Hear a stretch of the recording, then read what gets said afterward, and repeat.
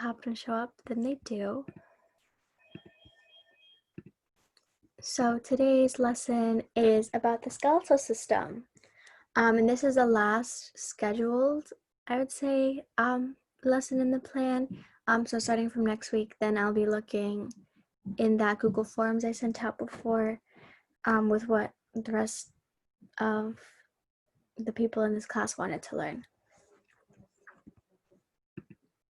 Okay, so we just have, so our objectives are an overview, classification of bones, how bones form, and about bone repair. So first, the overview. So first I have some introductory questions to ask you guys. So what is the skeletal system? Could someone tell me?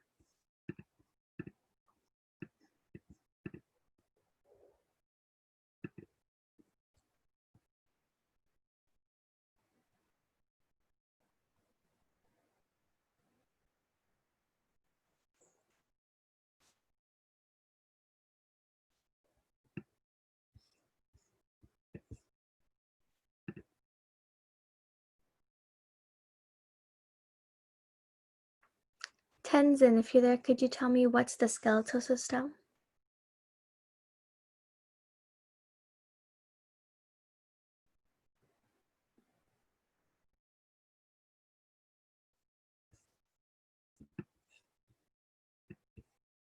Okay, well, we're going to learn about that then. So we're going to move on to the next question. So what does this do for our body?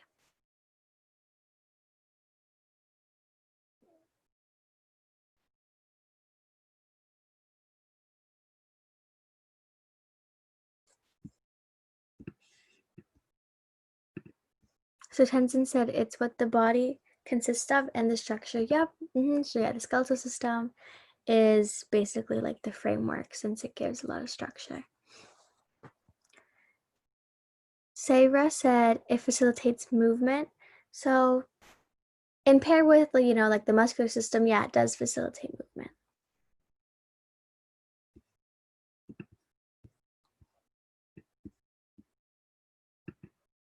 Okay. What is a necessary element for our bones?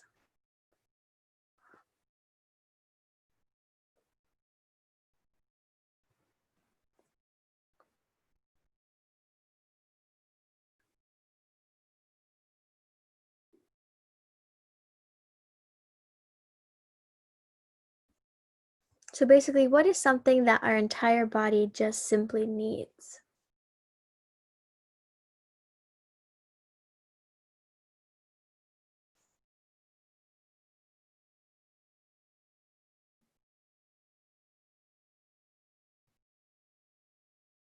So Sarah said calcium. So calcium is what helps the bones like become stronger. So technically that's still a correct answer, but not necessarily the one I was looking for. So what is something that our entire body just needs to survive?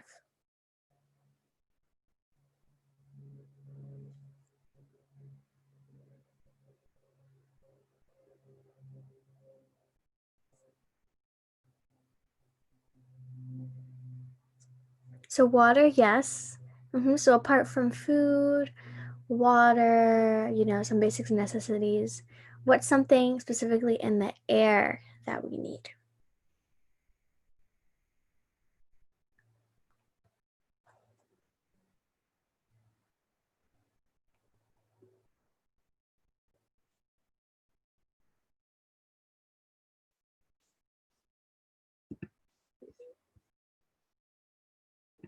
Okay, so if we remember from the respiratory system lesson, the entire body, especially our bones, they need oxygen. Oxygen provides, it allows for certain metabolic processes to occur, which give off energy, because we need that to really function. Okay, and what group of animals have skeletons?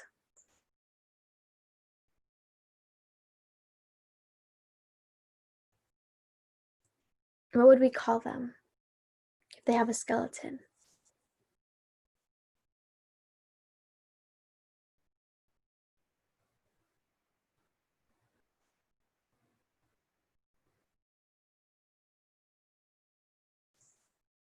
So mammals are included most of the time, yeah. So yeah, Tenzin, he said vertebrates. Yep, so vertebrates is what I was looking for. Yep. So we have vertebrates, and then we have invertebrates, so those who don't have skeletons. And last question, this one may be a little bit difficult. How do we consume nutrients? Like not necessarily in the exterior level with like our mouth. Like what about on the inside of our body?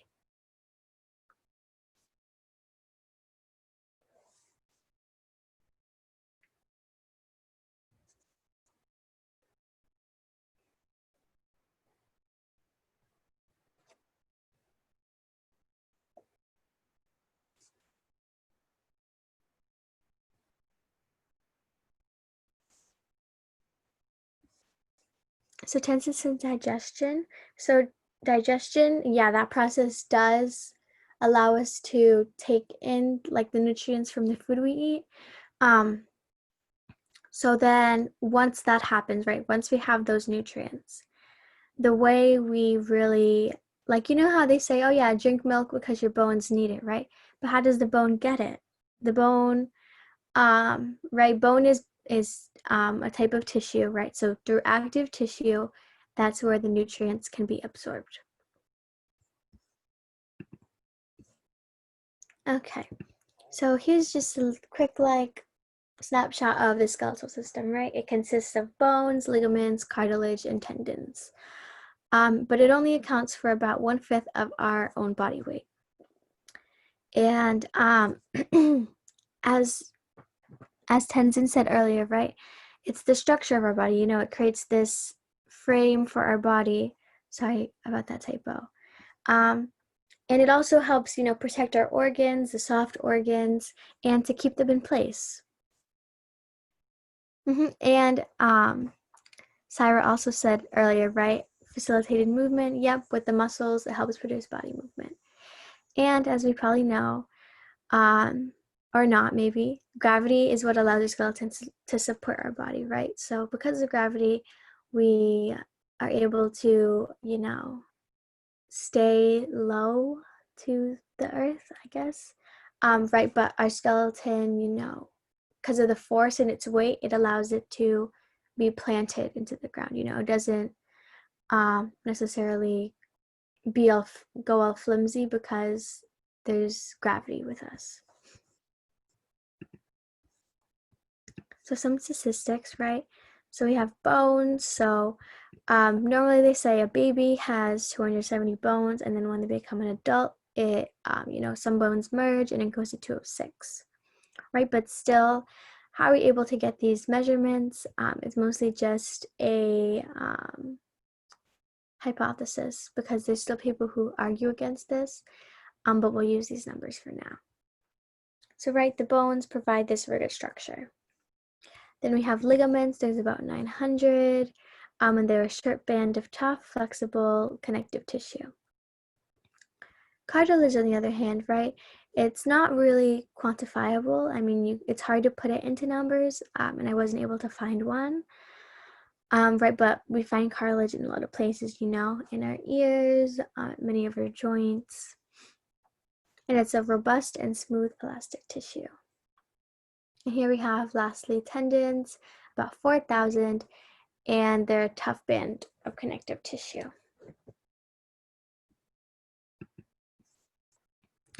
So in our skeleton, we have two divisions, right? So we have the axial, which forms the vertical central axis of the body, right? So it's basically the spine, the skull, and the ribs, you know, because it protects the spinal cord, brain, heart, and lungs. So it's somewhat, I guess we could say it's connecting the like the headquarters of the nervous and the cardiovascular system. And then the appendicular, sorry, that's kind of a wordy word. You know, this is basically the rest of the skeleton, right? The upper and lower limbs, our arms, our legs, and then it also accounts for the bones that attach to the axial skeleton. So here we have a skeleton, right? So we have the front view and the back view. So obviously there's a lot of bones here, but not all of them are as important that we need to know, right? So obviously we have the skull, the clavicle, which is the shoulder blade. I'm sorry, the clavicle is the collarbone. Sorry.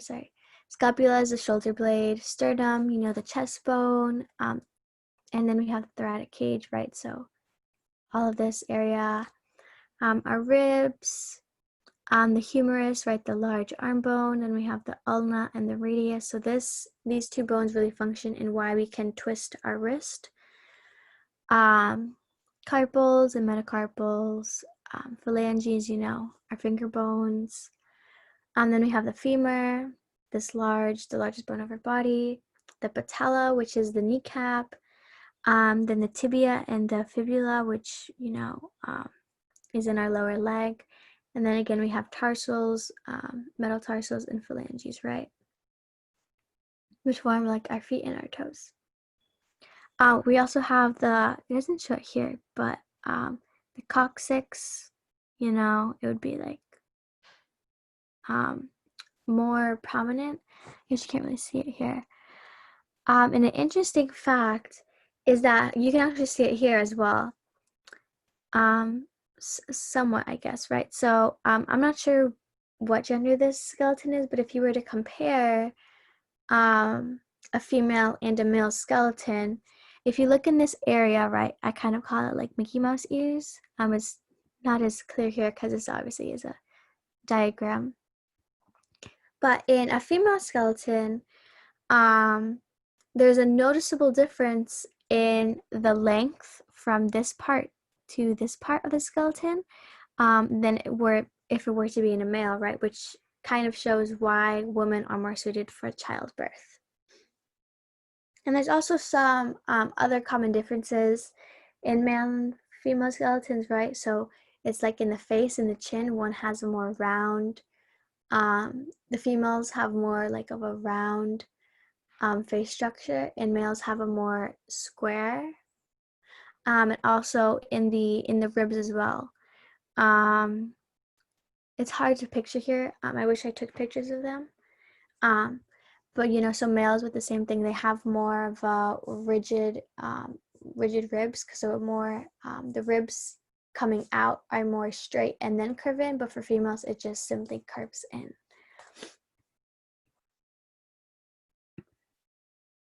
And another thing, it's kind of hard to see here, right? I'm not going to go too much into joints, but here we have the pelvic bone, right? And we see this little the top of the femur, right? It has this little circle, and in the pelvic bone they have a little hole where this little ball shaped part of the bone fits in. So that's a ball socket joint, just like as it is for the shoulder, right? So it kind of fits pretty nicely. Kind of interesting to see, even though we don't have like real bones with this right now. If you were to go to like a place where they have like an exhibition or something, or just like some type of place where you have model bones, it's really interesting to see how all the bones kind of really fit nicely together. Okay, so for classification, so there's 5 types of bones, and they're all based by their shape. So we have long bones. So they're cylindrical in shape, and they're much longer than they are wide. So if that makes sense. So an example would be like, I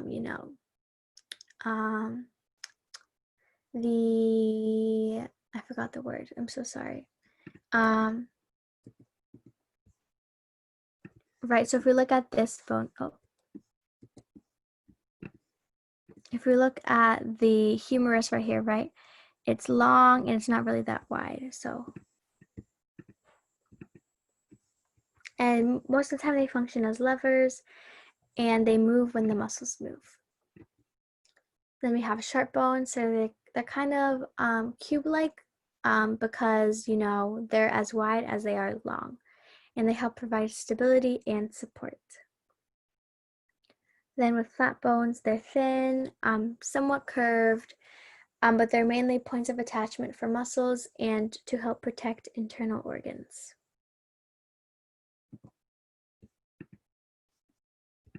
So then we have irregular bones. So as the name says, in a regular shape, but they tend to protect like other parts of our body, like nerves, from compressive forces that could possibly injure it. And then sesamoid bones, they're a small and round bone that protects tendons against compressive forces.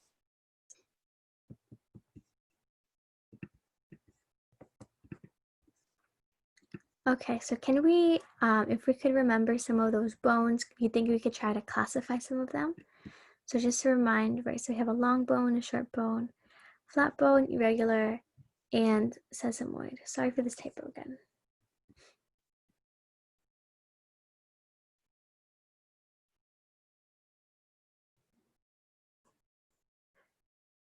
So could you guys try to think of a bone and try to classify it?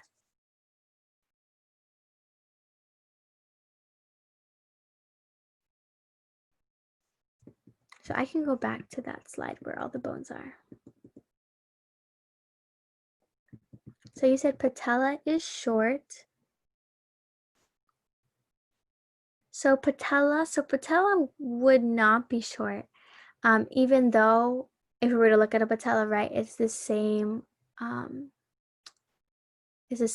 as it is width, but the difference, right, is in the function. So the short bone provides stability.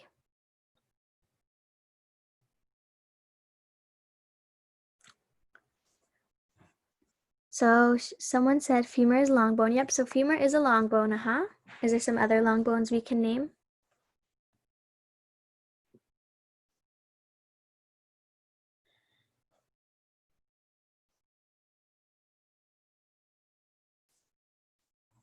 Fibula,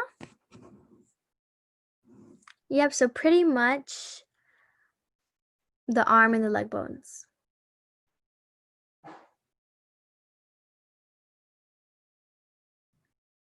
So Cyber said carpals are short. So yep, carpals are short, and so are, can we find the other type? So Tenzin said phalanges are long. The phalanges are long, right? Our fingers, they're about our fingers are longer than they are wide.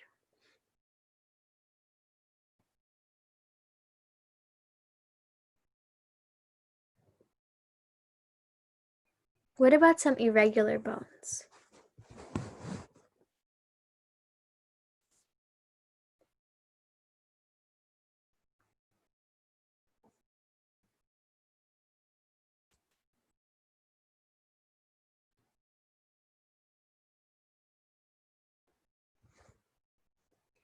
Could we name some irregular bones or some flat bones?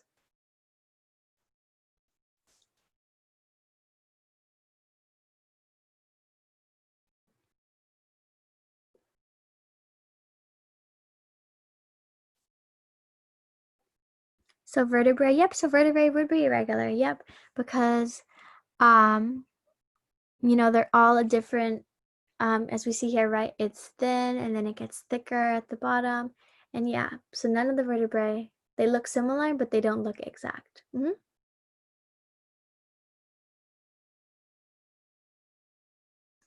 when Sarah said, patella before, patella is not a short bone, um, mainly because, as I said, because of its function, right? But if we think about the patella, right, it's the kneecap, and that's where the joint is, right? Our knee. And so our knee really helps, with our movement. We run, we jump, we walk, and things like that. So to help with our knee, right, we have tendons there. So the kneecap helps protect the tendons from, from force, right? So, but that's also why, locking occurs when the kneecap gets like kind of nudged in between some of that tissue. So that's why people may like crack their knees or things like that. And then a flat bone, some of the flat bones would be the sternum or like the ribs. Right, so these protect our internal organs, mainly right, our heart would be right here, and our lungs. Okay, so now we can move on to bone formation. Okay, so just some other quick facts, right? So parts of the skeleton are formed a few weeks after conception. And after 8 weeks, the skeleton layout is made of cartilage and connective tissue, right? So here I have some pictures from an exhibition I went to about the human body. So here is, I believe this may be like 5 weeks. Unfortunately, I don't remember what week this was. But right, so all this is completely real. But we can even see right here, right? It's not just like a clump of cells anymore. You can really see how this has a face. And here, 13th to 14th week, we have the placenta. And even though it's, oh, maybe hard to see, you know, we can see the skull right here. We can see the arms, they're really fragile. And then kind of the legs, kind of a little outline of it. So even at the early age, right?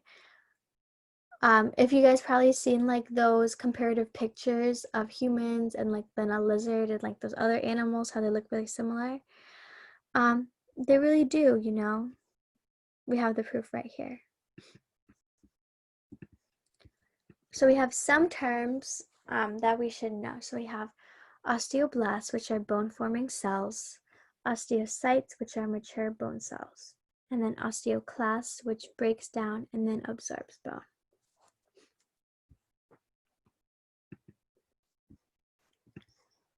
So first we have intramembranous ossification, right? So this is the replacement of connective tissue membranes with bony tissue to really create bones.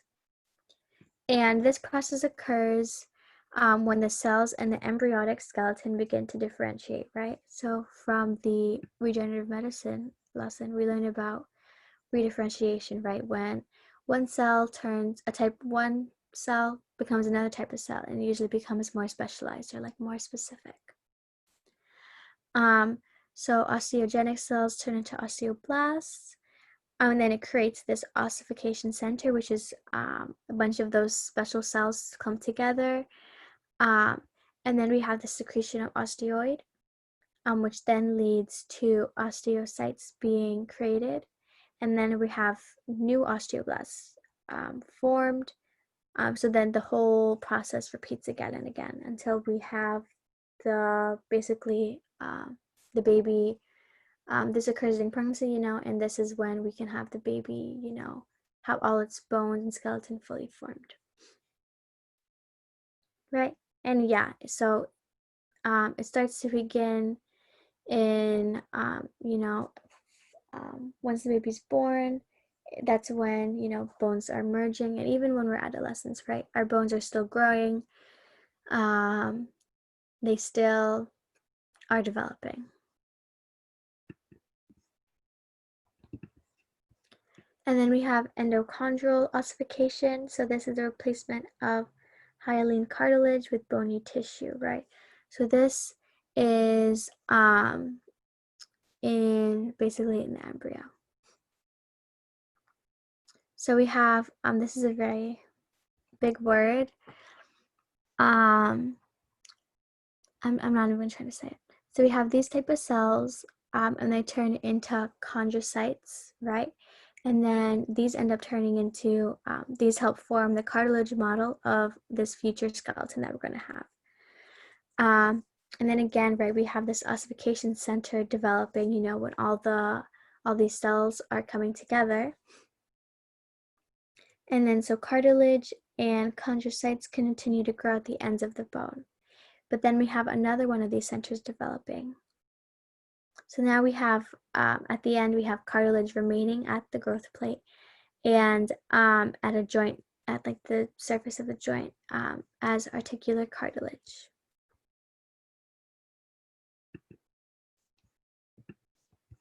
Okay, so now for bone repair. So first off, what's a fracture?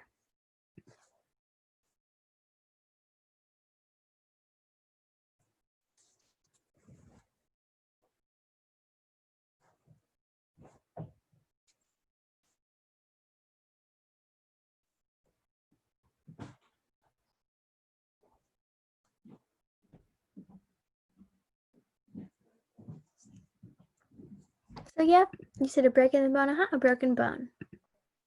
So there's two types of fractures. So there's one that we call the closed reduction. When the bone, when it breaks, it's in the correct position, even though it's broken, hasn't really moved much. So it doesn't need surgery. But then an open reduction needs surgery in order to like reposition the broken bone. So when it heals, it kind of fits back together as a puzzle piece. And so fractures are classified by their complexity and their location. Right, so here we have a closed fracture, right? You see, it's pretty much in place. So when when it goes to heal, right, it'll just heal pretty well and take less time. But if we look at this open fracture, these bones are out of place. There's no way it can heal because, they're nowhere really near each other. So we also have a transverse fracture where it seems like forces come on both sides. A spiral fracture, so a diagonal fracture. This fracture where there's a bunch of little tiny pieces, it's kind of hard to see. Little tiny pieces, like a bunch of little parts of the bone, are like broken off. An impacted fracture. So we have force exerted upwards, which creates this crack. A green stick fracture, so part of the bone right here kind of just like broke off. And then an oblique fracture.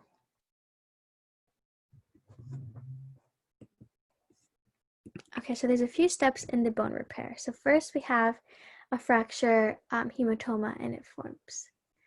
And then we have something we call calli, right? So there's external and external parts of it.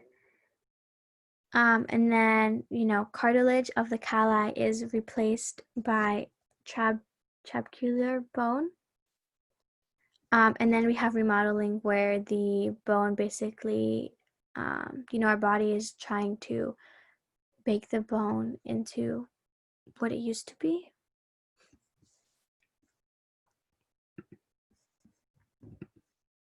Okay, so now for, our medical connection for the day.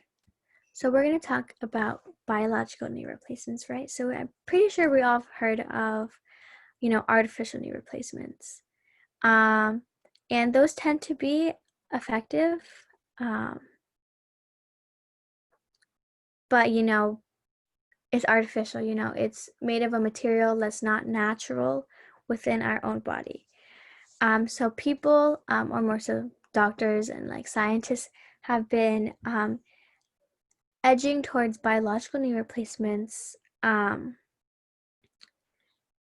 because, people with artificial ones, even when you get any type of replacement, right, hip replacements, they still get worn out, as if it were like a real joint. That's why people have to constantly even just like replace the replacements.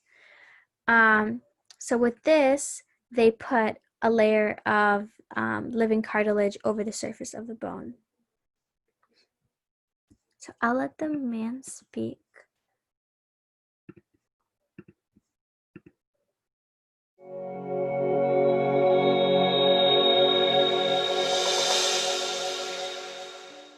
We believe that the best healing is through using our own tissues, and that's because we have evolution on our side, and if we can stimulate biology, if we can stimulate natural healing, that will permit the patient to return to impact sports and do more things than they might do if we replace the joint artificially.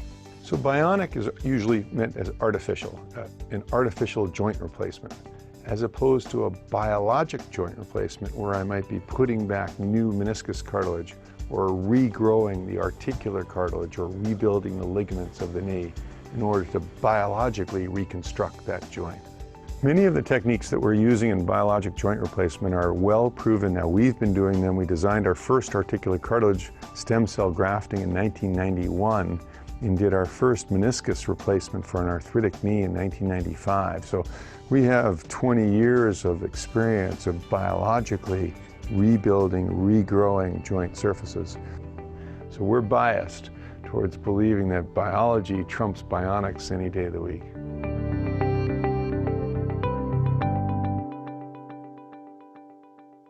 Yep, so as he said, right, this company that he's in, they were, growing stem cells, and it was that type of treatment that we learned about cartilage regeneration, right? So they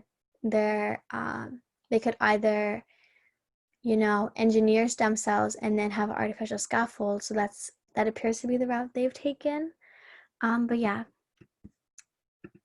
it's kind of interesting to see how, everything really ties in together. So that's all I have for this lesson. Thank you guys. If you have any questions or anything you want me to further explain, you can just drop it in the chat. But if not, you guys are welcome to leave. Tenzin. So next week's lesson, so I'm not exactly sure. When I look at I looked at the forms and I got a lot of requests for the brain, talking about neurology. But I also got a lot of them about like pathways you can take into medicine.